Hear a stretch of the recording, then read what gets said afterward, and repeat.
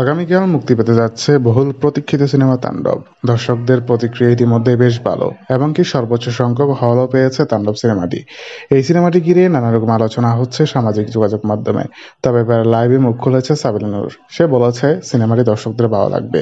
এই সিনেমাটি আমার ক্যারিয়ারের বেস্ট সিনেমা হতে চলেছে। যদিও আমার এই প্রথম সিনেমা, তবে প্রথম সিনেমা থেকে আমি স্বপ্ন দেখেছিলাম ভালো একজন মেগাস্টারের সঙ্গে কাজ করার জন্য। সেটা তো অবশ্যই আমাদের মেগাস্টার শাকিব খান।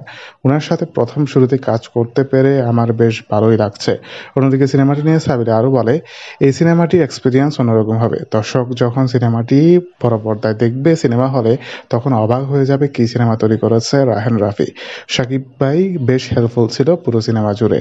উনাকে নতুন অবতারে প্রকাশ পাবে দর্শকদের মাঝে, এবং কি এই সিনেমাটি সব রেকর্ড ভাঙবে আশা করা যায়। এরকমই একটি ভিডিও বার্তা দিয়েছে সামাজিক যোগাযোগ মাধ্যমে সাবিনা নূর। তো বন্ধু, ভিডিওটি নিয়ে আপনাদের মতামত জানিয়ে দিন আমার ভিডিওর কমেন্ট বক্সে। ধন্যবাদ।